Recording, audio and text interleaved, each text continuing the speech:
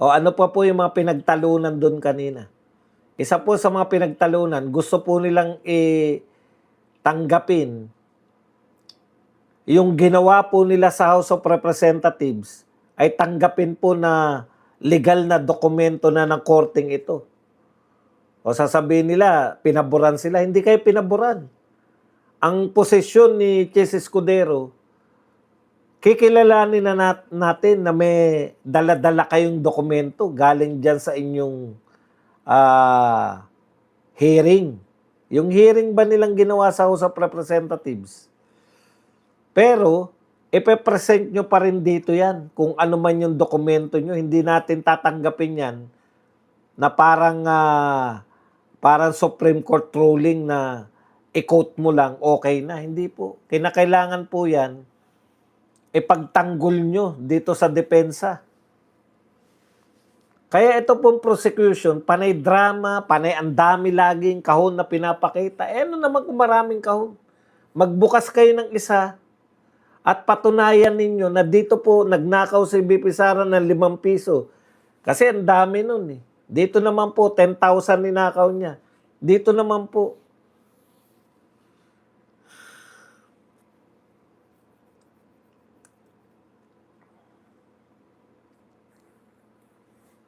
pinagbibigyan lang dahil may edad na si Kapunan, pero mali po yung mga pinagagawa niya. Ito pa isa, si Rapi Tulfo. Inihihirit na may conflict of interest si POA. Bakit magkakaroon ng conflict of interest? Judge ba si POA? Hindi ko po maintindihan kung paano po naisip, nakakatakot po itong mga judge natin eh. Paano po maiisip ni Rafi Tulfo na may conflict of interest si POA? Kasi nagpapaniwala eh. Biruin nyo, si POA daw ay ang lumapit doon sa COA. Natural lapitan mo yun dahil kayo ay pinagsasubmit po ng papeles ng COA ang OBP at saka ang DepEd. Taga-DepEd po si POA. Bawal po siyang pumunta sa DepEd sa COA. Hindi ko maintindihan. May krimen ba siya, Rapi Tulfo? Bakit magkakaroon ng conflict of interest? Kasi si POA daw yung nagpunta ron sa COA. Ano ngayon? Natural, dahil inutusan siya malamang ni BP Sara, punta ka ron. Tignan mo kung ano mga kulang dyan, ano yung hinahanap nila. Kaya pinapakita po rito yung COA mismo, bahagi ng paghanap ng ikakaso kay BP Sara eh. Tapos itong mga judge, may conflict of interest. Paano magkaka-conflict of interest? O kaya ang tanong sa kanya, ang sagot ni Escudero, hindi naman siya yung nasasakdal eh. In fact, abogado siya na nasasakdal. Asan ang conflict of interest? Nakita kasi nila na magaling si POA. Hanapan natin to para magbitiw na si POA. Hindi ko maintindihan kung bakit magkakaroon. Pag magaling ba may conflict of interest na? Butata kasi si Kapunan eh. 2 araw na tinarbaho ni Kapunan na inipin tayo.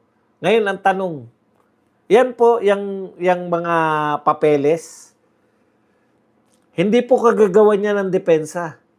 Pwede nga pong hindi nila ipiros-piros yan eh. Pwede nga po silang kumuha lang ng isa at paulit-ulit lang naman yan. Gawat po tayo na halimbawa. Kaya po, hindi po sabihin, napikon na raw si Kapunan. Si Kapunan pa napikon? Ikaw lang nagre-request na stipulate. Alam niyo po ba yung meaning na stipulate? Umayon sila na itong mga dokumento na ito ay tama. Bakit naman aayon yung kabila? O edi matatagalan tayo kasi titignan. O edi matagalan na lang tayo. Sa isip ng defense, bakit kami papayag? Porket matagalan, pwede naman nilang pabilisin eh. Di po ba? Pwede po nilang pabilisin. Kumuha lang sila ng halimbawa, ito po, ano po nakikita nyo rito? Oh, ganun din naman ang tanong niya, paulit-ulit eh. Sino po nag-approve? BP Sara. Sino humingi? Oh. Gusto niya isa-isahin pa. Kaya bigla ko naisip eh. Bakit ba nila gusto na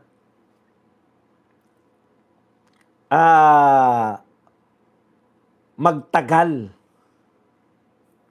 Di ba? Sa tingin nila, habang tumatagal, nasisiraan nila si BP Sara. Sa tingin natin, habang tumatagal, lalong nagagalit ang mga tao. Wala naman silang nakikit. Tignan po ninyo. Ano po yung palalabasin lang natin? Katulad po ngayon. Pinasisimple po natin ang usapin. May ninakaw ba si BP Sara? May binulsa ba siyang pera? Ano sagot ni Wamil? Wala. So wala palang ninakaw si BP Sara sa madaling salita. Ano man ang ikatwiran nyo, babalik po doon. May nakita ba kayong ninakaw si BP Sara? Wala. Kung wala siyang ninakaw, ano pa itong pinag-uusapan natin? Para po maging impeachable yan, kinakailangan yung binibintang yung misuse ng pondo ay napunta kay BP Sara.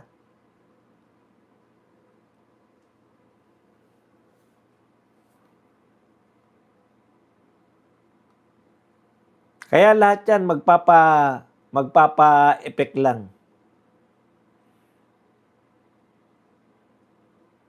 Sabi nga ulitin ko lang po itong sinabi ni General De Leon.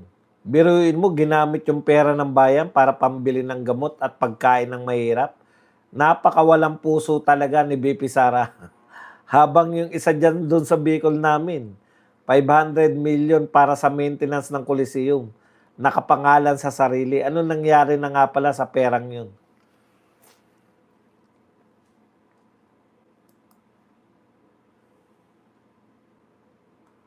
Okay, natutuwa po. Nagpasalamat po si Mike Defensor sa pagdalaw po sa kanila ni BP Sara. Ayan no, alam mo, dito mahina si Chis Escudero eh. Dito natin namimiss si Senator Marcoleta. Biruin mo, nakikipagtalo to nakikipagtalo tong witness sa Senator Judge kay Amy Marcos. Hindi ano yan. Eto po. Ginisa sila ni Escudero sa mali-maling datos na pinepresenta sa korte. Tapos ang sabi niya, anong tawag doon? Pagka nagkamali sa mga data. Wala kayong karapatan dapat magkamali sa mga numero. Alam niyo kung bakit?